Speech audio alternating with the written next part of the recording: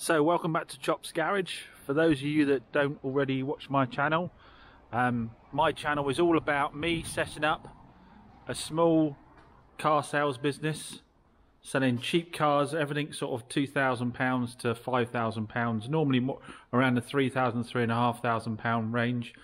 And my channel is all about letting you guys know how the business really is, its challenges and what the true profits are, versus a lot of those channels out there that tell you they're making an absolute fortune off of everything. This channel is all about showing you the true net profit of being a car dealer in this price range and the challenges that you face along the way, and the fixes and how you can basically turn these cars around and make the profit on them. Along the way there's also some random stuff that makes its way in as well. This is my new unit. Again, for those of you that haven't watched the channel before, this is my new unit. I was previously in a shared unit with somebody when I started my business off to get the business model up and running and prove it had legs. And now I have my own unit with a load of outside parking space. And I've got two units. I've only got one half at the moment. The other half I get into next month, hence the mess. But this is going to be my showroom, and then the other unit will be for the repairs, because we do all the repairs on this channel of the cars ourselves as well. So what's been going on? I've made more purchases on BCA, so I'll show you in a bit what I bought on BCA. I've been printing off all the paperwork that I need for my changing the name of everything for my new unit.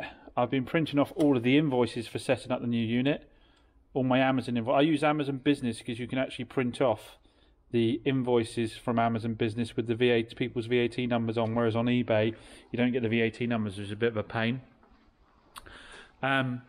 We've got the Nissan Note that we had got a little while back, and we've been trying to get round to getting the paintwork done, and we got that in to get the paintwork done on, basically sort out. It's a full service history, only 70-odd thousand miles, but it's got some scuffs on the corner of the bumpers that need sorting out, so we're going to get onto that today. We've got the little Suzuki Splash in that we've sold, that a subscriber sold to me, that's already been sold.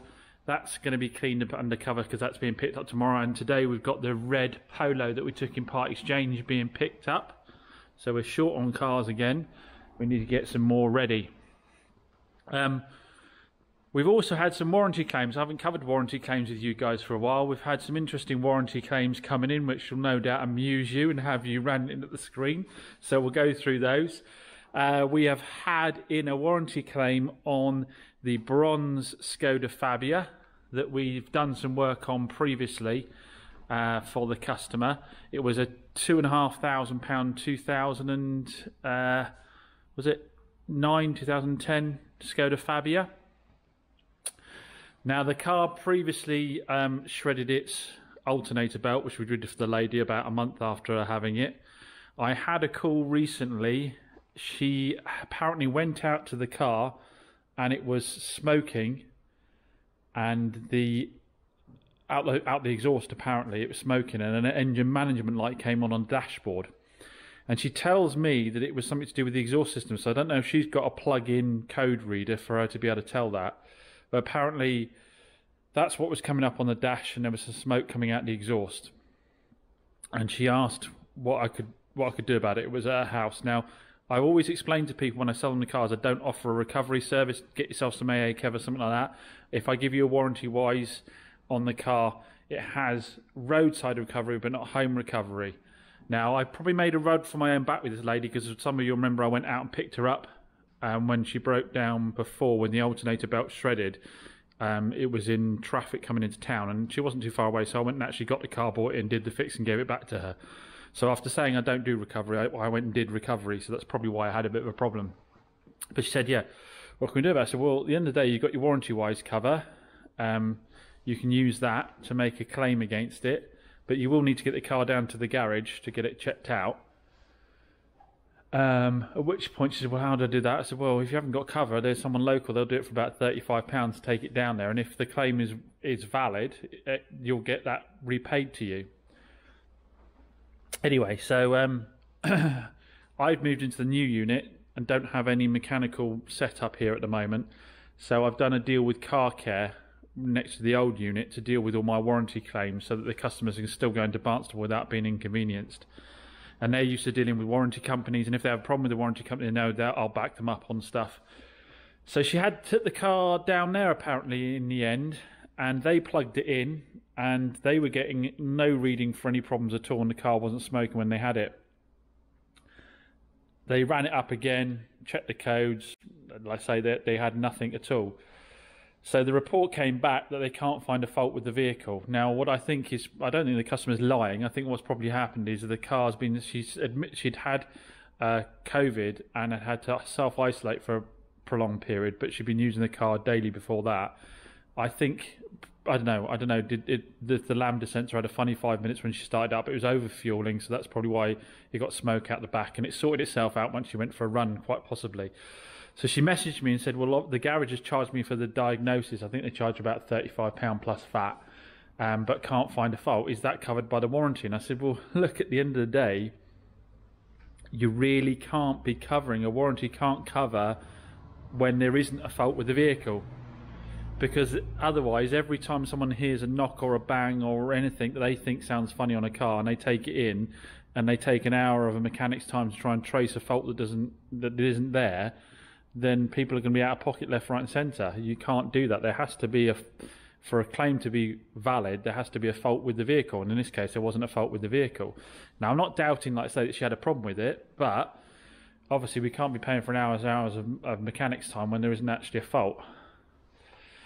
But in the end, and again, you'll be shouting at the screen, being the softie I am, I've agreed to go 50-50 with on the cost, because like I say, I believe there probably was an initial fault with it, but it sorted itself out after a drive. If you tell people just to go for a drive, a lot of the time they think you're palming them off.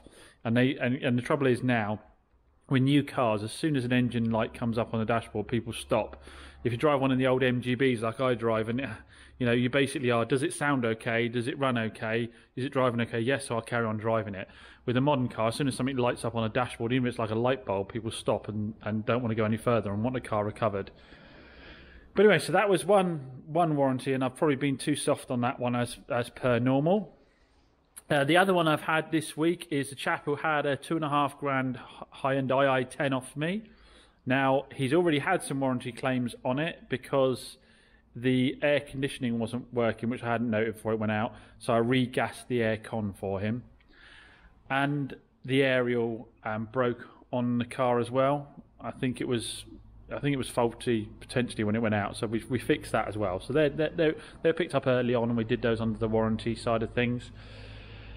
But this week he's called and says, you'll love this one, that his wiper blade has broken off, and can he come in and get that fixed? So I can only assume he means the plastic clip that actually puts the arm into the metal part of the arm there. This bit here I think is probably broken off. Can he come in and get that fixed? So he's had the car for about a month now, and wiper blade's broken. He wants to know if he can come and have it fixed or not. Oh dear. So he's going to swing by Stuart, the old garage, just so we can check exactly what's broken. I don't think the arm could have broken. The casting here is going to be the wiper blade itself, but that is an instance where I think he is going to have to put his hand in his own pocket for a wiper blade. If he bought a brand new 30 grand car and the wiper blade broke, I think he would. I think he'd be putting his hand in his pocket, wouldn't he? I don't think they'd be covering that. So yeah. So that one we are going to be turning that warranty claim down. Another warranty claim this week. I had a lady that I sold a Toyota Yaris to about 3 months ago. Apparently her exhaust was knocking about. A local garage told her one of the exhaust rubbers is broken, and she asked if that would be covered by the warranty, because she had a 6-month warranty on that one. So I had to explain that no, an exhaust rubber would not be covered by the warranty. I mean, I guess some of these people are just asking, but it does take up your time, and it is funny. I do find it amusing as well that people think these items might be covered again. Like I say, if you bought something absolutely brand new, and we're talking about cars here that are over 10 years old with normally about 80,000 miles on, and we're talking about wiper blades and exhaust rubbers. So in addition to those, we also sold a Fiat 500 about a month or so ago to a family friend, and at the time, those of you who watch the channel say, I'm no doubt having to give a lifetime warranty here. because it's a family friend, and we have already had some claims on it. One was that the fan was making noise when it kicked in, the fan on the radiator. And when we checked that out, basically what I did is they brought the car in, we looked at it and found that actually it was something quite strange. The resistor had fallen off, the solder had gone, I think, on the resistor on the fan, and it had fallen down, and when the fan was turning around it was actually hitting the edge of the resistor. So what I did is I took it out, let them go home, and then that evening I got hold of resistor during the day. That evening I went in and fitted that, so that was fine. Warranty-wise actually covered that. I made a claim and warranty-wise actually covered that. So thumbs up to warranty-wise for that. They covered the cost of fixing that one. But we've had a call this week, and a rear brake light, top brake light on the Fiat 500. This is again 2010 Fiat 500 with 100,000 miles on it. The rear brake light is playing up. So they are booked in to have that sorted out. Oh no, we've looked at that already. Sorry, Stuart's had a look at that for Alfa Ragazzi again for me because it's more local to them. And it's the wiring loom that goes in has actually started to fray, and that's going to need sorting out. It obviously did work when the car went out because the car passed its MOT, and it has to work for it to pass its MOT. So that's obviously, and obviously the fan wasn't making a noise when it went in for its MOT either, because they sit it on the ramps and they leave it running all the time for the emissions test. So when the fan kicks in, it would have made noise then. At some point, driving around, the solder's given up and that's dropped down. So yeah, some nice warranty claim ones there. Now, obviously, I'm going to have people going, oh, if you prep the cars properly, you won't have warranty claims. Look, come on. You can't tell me that you know that the solder's going to give up on a resistor when someone's out using the car, or that the brake light that was working when the car went out has suddenly decided to stop working. All the cars go out with new MOTs, they go out with a service. So, you know, we do the level of prep. You can't predict a lot of this stuff is going to go wrong. And in the grand scheme of things, it is, as you can tell, all minor things. Nobody's like had a complete failure of the vehicle, gearbox, clutch. I should touch wood while I say that. And no one's had a gearbox, a clutch or an engine fail. The cars are all still entirely fit for purpose. The people are still able to get back and forth to work. And as I said, we're talking about cars that are really, a lot of people would consider our end of life. So it's not that this case they're not prepped properly. It's just obviously these minor things come up when you start using a car every day rather than using it once and twice, having it on the forecourt. But these are the challenges you face. But I think my absolute favourite this week was an inquiry on the Splash.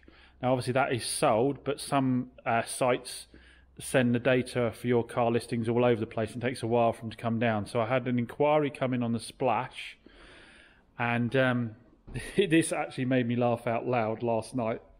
The inquiry came through on the Splash from motors.co.uk, and somebody put in the inquiry, your Suzuki Splash, can you let me know in the new year if it's still available? Can you let me know in the new year if it's still available? So they literally think that I'm going to sit on this car for like 2 or 3 months and then it might still be available then. Now, I know some dealers do sit on cars that long, but I'd have serious problems if I still had this car sitting around in the new year. Yeah, and it did make me think that, it did make me laugh. They think that I would go and get in contact with them in the new year to let them, oh yeah, it's still available. No, my cars last like a couple of weeks at best. Anyway, there's the phone. Hopefully that's a bit of business. Then we've got to crack on with the Nissan Note and get the paint done. Okay, so that was a lady wanting to know if I would take a Polo in part exchange, because she needs to get rid of it because it's got a stretched timing chain. So goodness knows what she thinks she's going to get in part exchange value for it with a stretched timing chain, but I've asked her to email me across all the details of the vehicle. I'll check it out and we can work out what it would cost to fix the timing chain and what potentially we could sell the car for. But obviously, realistically, it's not going to be worth an awful lot at all. She's interested in my Kia Rio outside, which, to be fair, is probably a nice way of doing it for her, because she'll probably get a car that isn't much older with no more miles without having to put down an awful lot of money, because the Kia is a great value for money. Anyway, we need to crack on with the Nissan Note. That's probably going to have to be for the next video because this one's getting a bit lengthy now. But thanks for watching, everyone. Hit that subscribe button if you like the content and are interested in seeing what happens next.